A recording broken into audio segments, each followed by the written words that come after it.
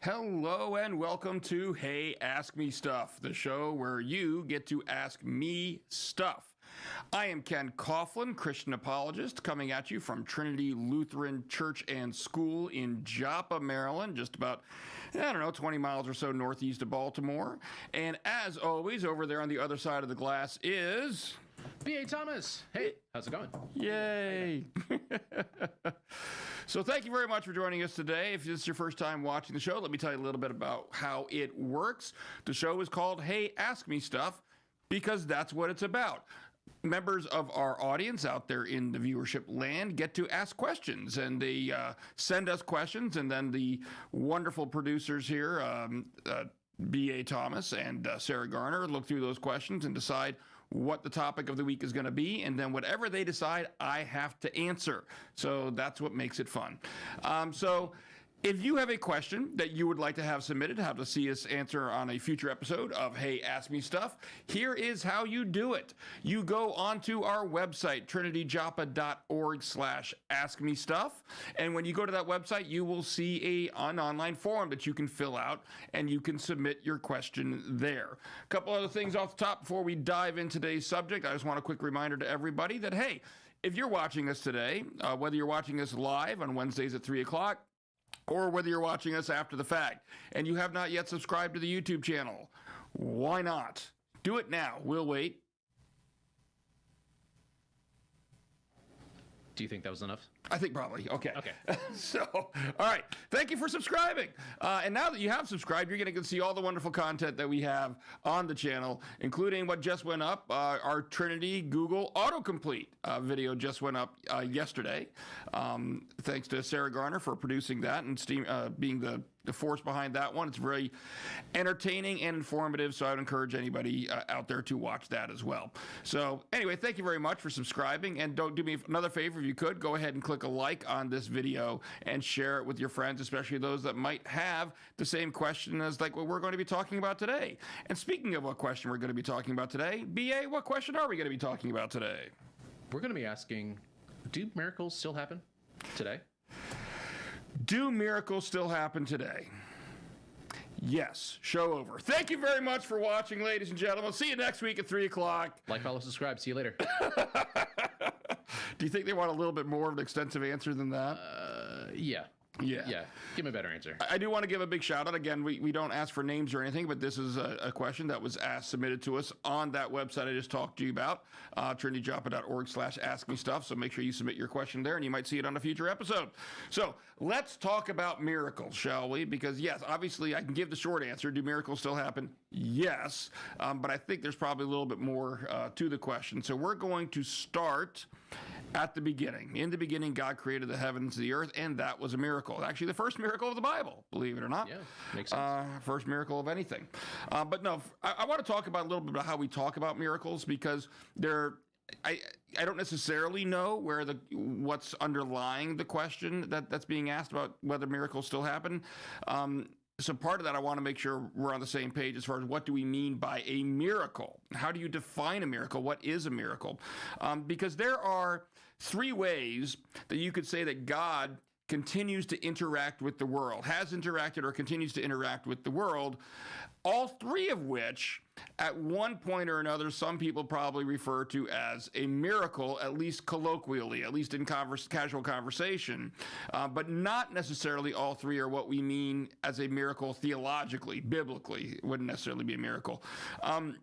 The first category, and BA, this is the first of the slides that we got on there, is what we call providence. All right.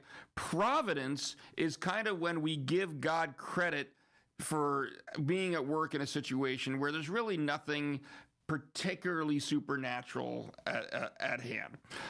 For example, Oh, I'm thinking let's say that you have a sports team that is 1,000,000 to 1 long shot at the beginning of the season and turns around and they come, well, let's say TCU, for example. Now, they didn't do so well in the college national championship game this year, but I remember watching the odds preseason of them winning the national championship, let alone even going to the national championship, were astronomical. They weren't even ranked in the top 25 at the beginning of the college football season. All right. And so some people think that we'll describe it as miraculous. That look at this miraculous run that TCU had in their football season this year to get all the way to the national championship game. Well, was that, while we use the word miraculous to describe things like that, and some people might say God's hand was at work there, there was nothing per se supernatural that we can point to and say, oh, well, that particular pass there that won that game had to have, God behind it because it flew 500 yards instead of 200 or 50 or whatever, however long he could really throw it. It's just clearly beyond the capacity of a human arm to throw the ball. Therefore, that must have had some supernatural agency involved in it. So sometimes we use the term miraculous just to describe providence, all right, where we think God might be working, but he's just working through the regular natural order. Another way is what's called direct non-miraculous intervention, all right? This is where it's a little bit more of a specific situation. We're not just saying, oh, wow, look at this great run TCU had. Instead, you might have someone praying for something specific. All right. Maybe you're praying for some kind of healing to happen, for example, is what we all think of. And then it does in fact happen. But the way it happens, there's not necessarily anything supernatural necessarily about the way it happens. That the healing itself follows perfectly natural processes, but we still see that healing as a direct answer to our prayer. All right. Now, of course, naturalists and skeptics would say that's just coincidence. Lots of Christians, however, would counter and say, well, no, God can work through natural processes too. Yeah. And so, it was a direct intervention that God clearly directly acted in that particular situation. He just used the natural system in order to accomplish the goal. Okay, that's kind of what we mean by direct, non-miraculous intervention. Some people will refer to that as miracles, but again, theologically, that's not really what we mean by a miracle. The third category is where we really get into what we're talking about from a biblical perspective as being a miracle, and that is direct, miraculous intervention. Direct, miraculous intervention is when God acts in such a way that he just completely supersedes the natural order of things. He suspends the natural order of things. Whatever happened can't be explained by the way things usually happen, by the way natural law works, is a term we'll get into in a little bit later. Now, by definition, an event like this has to be unusual, all right? Because we're saying, look, there's a natural order to things, and God superseded that natural order of things on this one particular occasion. Well, then we are obviously describing an unusual event, something that didn't go the way things normally go. So building on that understanding. So understanding we're not talking about providence here. We're not talking about this direct, non-miraculous intervention. When I'm talking about miracles for the purposes of this show, I'm talking about that direct, miraculous intervention type of event. All right. But let's boil it down even more. From a biblical perspective, from a Christian perspective, what is the definition of a miracle? All right. A miracle has three components to it. I'm going to give you the whole definition and then we'll break it down. The whole definition of a miracle. All right. And this was Pastor Jay Jackson, our lead pastor, who he gave this definition at a sermon, I don't know, probably a couple years ago now, but I'm not sure where he got it from, but I'm going to credit him and then leave it to him to credit if he got it from somewhere else. But it's a good definition. He says, a miracle is an unusual and significant event which requires the working of a supernatural agent and is performed for the purpose of authenticating the message or the messenger. So three components of that. Number one, it has to be an unusual and significant event. Right? Number two, it has to require the working of a supernatural agent. And number 3, it has to be performed for the purpose of authenticating the message or the messenger. I want to take a look at each of those elements to kind of dive a little bit more into them, a little deeper into them, so you understand what I mean by a miracle, starting with the first 2, all right?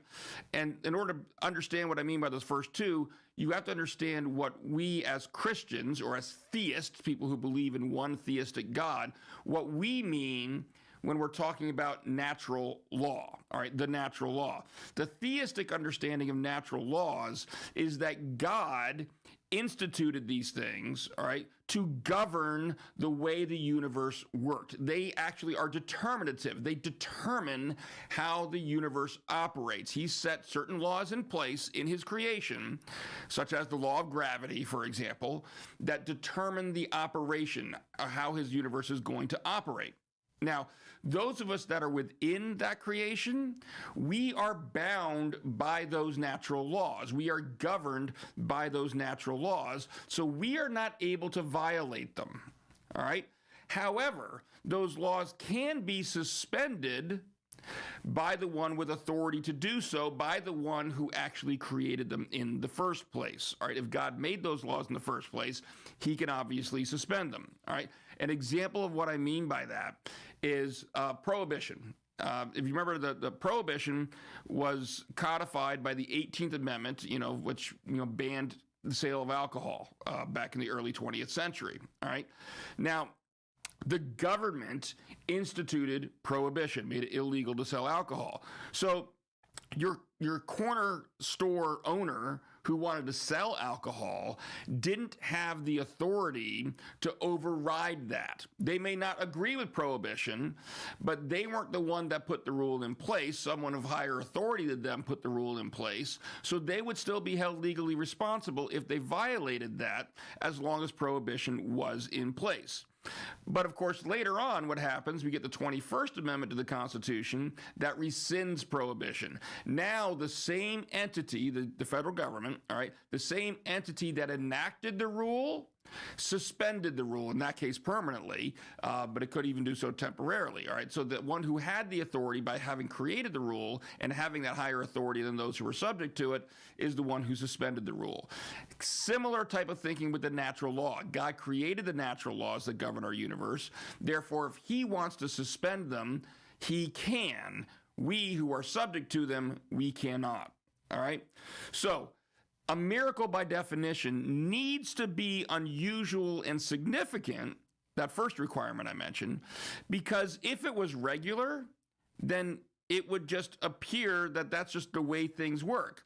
I mean, natural laws are what govern the way things normally work. So if miracles were happening all the time, then there'd be no way to distinguish them from the way things normally work. There would be no way things normally work, so to speak. Or the way things normally work would be by having all these miracles happen, by having this lack of predictability. And so in order to be a miracle in the first place, we have to be able to contrast this particular event with, how does that compare to the way things normally operate under these natural laws? Which means there has to be a way things normally operate, and this can't be it.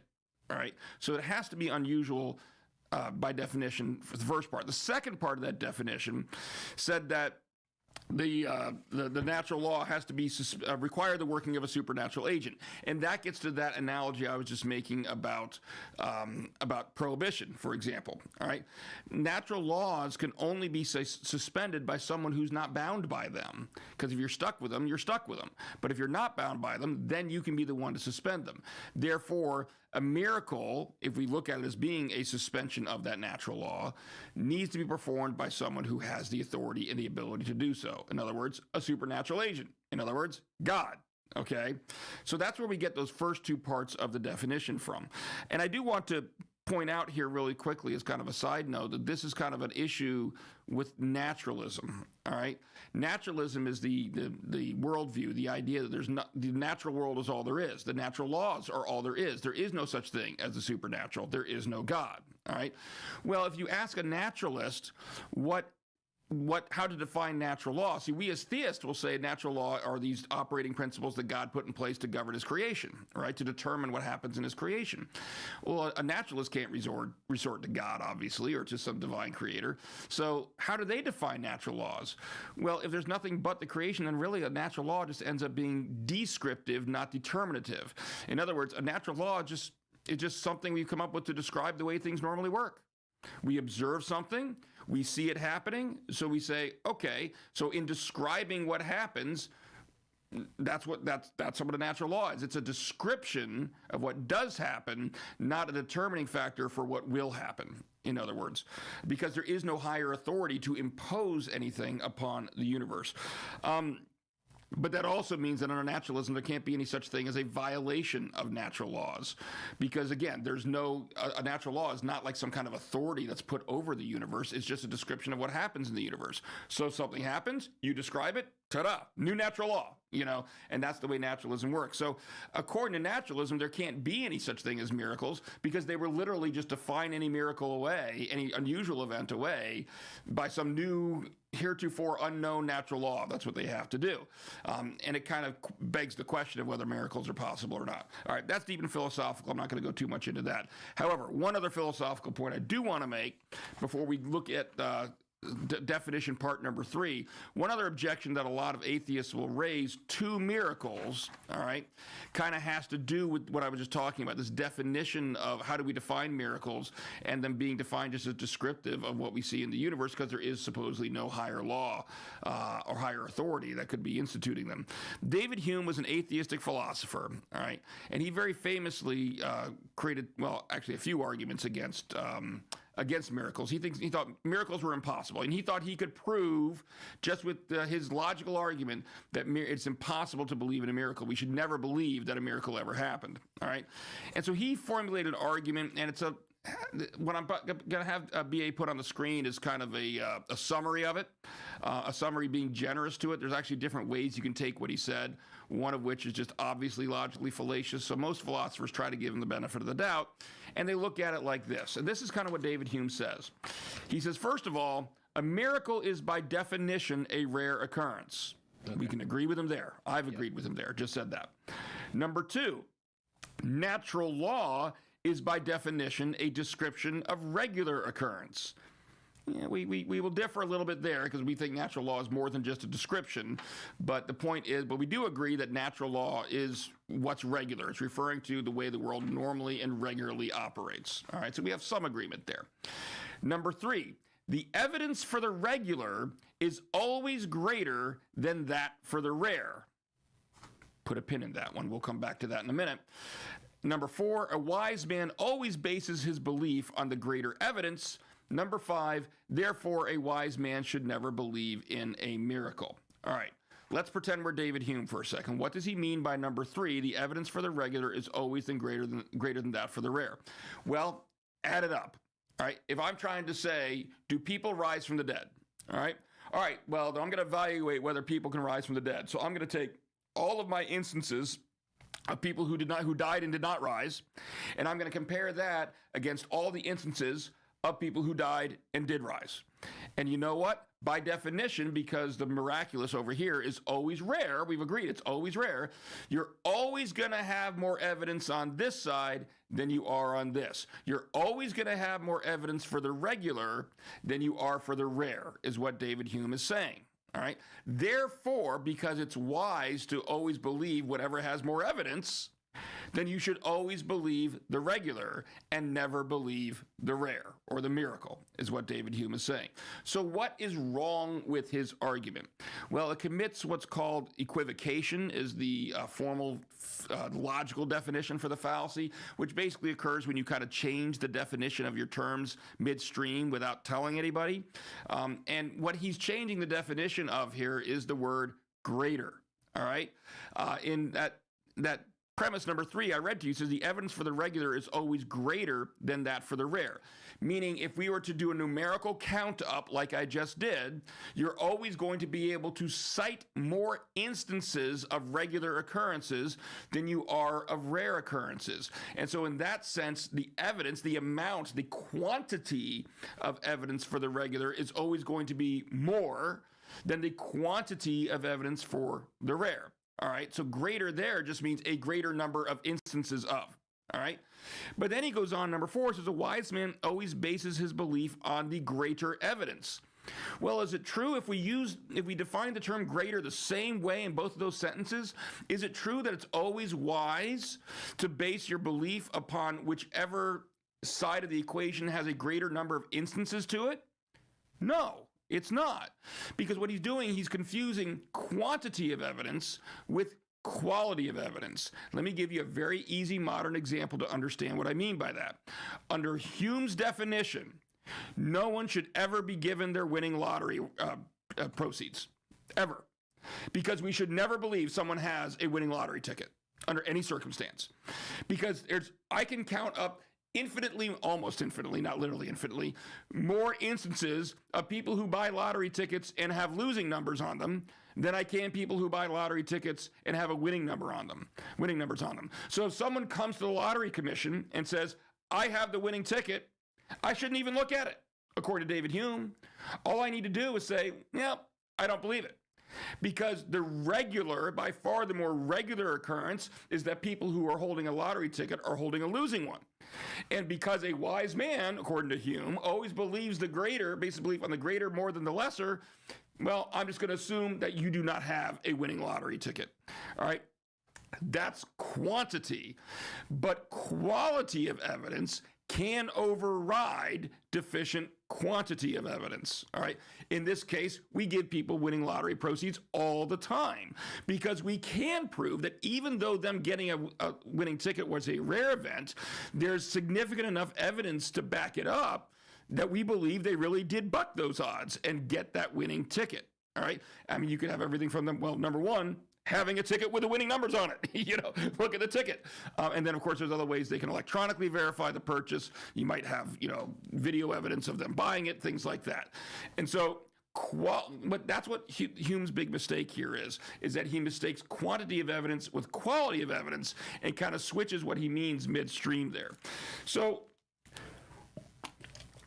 all that being said, miracles are at least logically possible. Any attempts that have been made, and there have been plenty of others made, to try to logically prove that miracles can't be true, fail.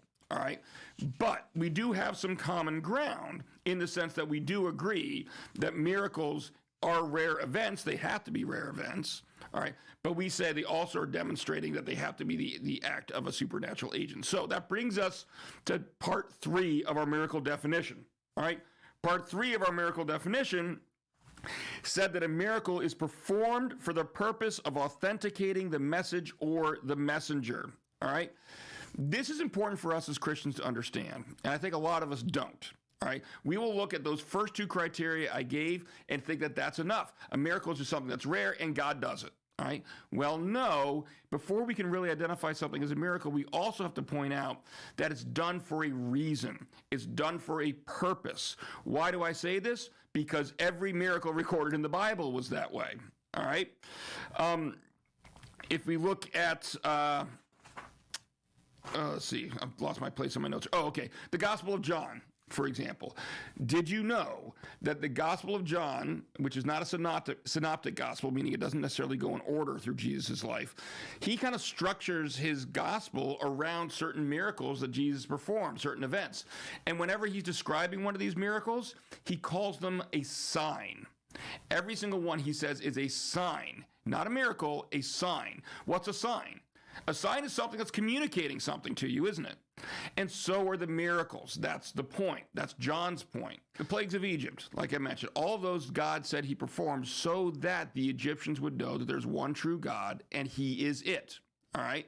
And so there was a purpose behind them. He didn't just do them willy-nilly. He did them for a reason. All right? And a reason of authenticating his claim or authenticating his identity or Jesus' identity. So that's the third element that we have to keep in mind. When God does a miracle, there is a purpose behind it. It's meant to authenticate, generally speaking, something that he's trying to communicate, so people will know that whatever he's trying to communicate is, in fact, from God. All right. This kind of completes our understanding of what a miracle is, all right, from a Christian perspective, which now rolls right into the ultimate question then. So, Ken, if that's what a miracle is, do miracles still happen today? All right. And as I mentioned at the very top of the show, the answer is yes. Miracles do, in fact, still happen today. Why do I say that? Well, first of all, if you look at those three criteria, there's certainly no reason why that still can't hold true today. All right. Could there an unusual and significant event happen? Is there anything theologically with the way the Bible lays out God's message that would prevent an unusual or significant event from happening today? No. Is there anything that would prevent the work of a supernatural agent, prevent the work of God from intervening in the world today? No. And is there anything preventing God from having a reason behind allowing these certain things, a purpose that he's trying to accomplish when he allows miracles to happen? No. Now, that one's a little bit different because the purpose behind any miracles that God allows or performs today would be different than what they were in the Old Testament, but then again, they were different in the New Testament than what they were in the Old Testament. The kind of the general sense is still the same. It's still God authenticating something. It's still God maybe giving faith or doing something, and he wants to provide the miracle, to provide evidence for that, to provide support for whatever he's doing, all right? But the specific thing he's trying to do could change. For example, the Old Testament, maybe he did a miracle so that, Pharaoh would know he was God. New Testament, he did miracles so that people would know that Jesus was God. So there's a slight difference, but the general theme is still the same there. And we can extrapolate that to today. Is it possible that God could still be authenticating certain things that he wants people to believe and people to accept today? Sure it is. It absolutely is. Now, that just proves, of course, that it is possible that God performs miracles today. It doesn't necessarily prove that he has. But we as Christians also have proof that he has continued to provide miracles, to do miracles, even after Jesus left. Even after Jesus died, Jesus was resurrected. I hate to say Jesus left because he's still here with us. We know that. But after his ascension, all right?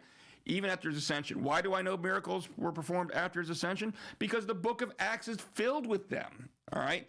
The book of Acts records the ascension right at the very beginning, and then we look through the rest of the book and we see repeated instances of miracles still happening. So obviously, even though God's message of salvation and the work of salvation had been completed by that point in time, God still used miracles to help get people to accept his message and to believe his message. And that is something that's still going on today. What are some examples of the miracles in the book of Acts? Well, look at the very beginning. Acts chapter 2 records the miracle of the tongues, right? Of the apostles speaking in tongues, and everybody was listening to them, even though they were from different nationalities, was understanding and hearing them in their own native language. So they were able to understand what the apostles were saying.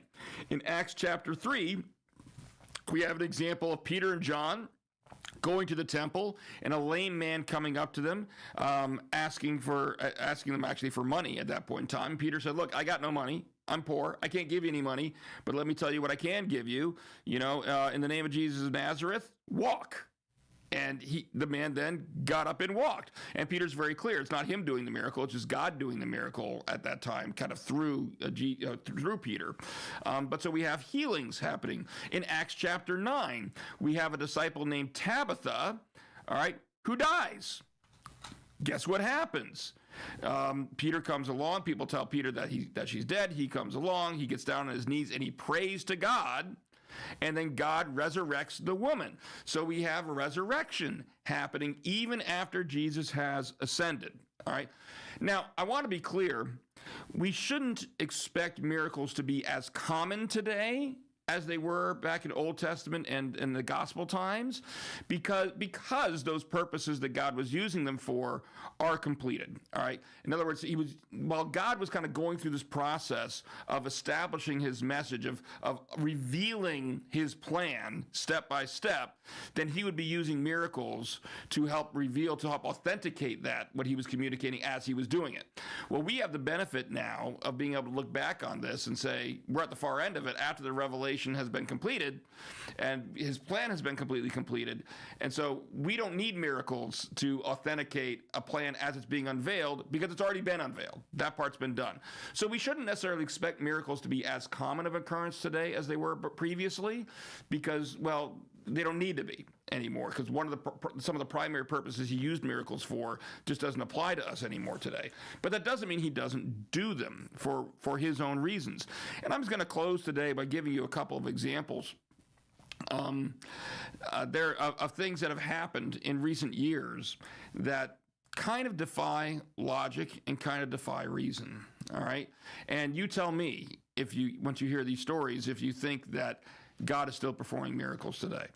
A lady by the name of Ruby Grapera Casimiro, I apologize if I'm pronouncing that. This was in September 2014. She was 40 years old, and she had a rare amniotic fluid embolism while she was receiving a C-section. She was at the Boca Raton Regional Hospital in Florida, and doctors tried for 3 hours to revive her after she had this embolism, and her heart stopped.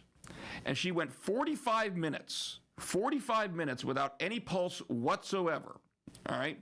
At that point, the doctors decided to invite their family into the operating room so they could say goodbye to her because she was gone. All right. And then, all on its own, with no intervention from the doctors whatsoever, nothing being done, her heart started beating again. After being stopped for 45 minutes, just all on its own, spontaneously started beating again. Another story from March 2015, Lynn Jennifer Grosbeck was a 25-year-old. She lost control of her car and landed in the Spanish Fork River in Utah. In Utah, in March, that river was icy. All right, it was cold. All right, she sat there for 14 hours. And she, according to first responders, would have passed away right away. Okay, and she did not survive the crash. But 14 hours later, first responders responded to the scene, and they swore that they heard an adult voice yelling, "Help me," from inside the car. Now, bear in mind, after the fact, they realized there was no adult voice inside that car. Lynn Jennifer Grosbeck had already passed away.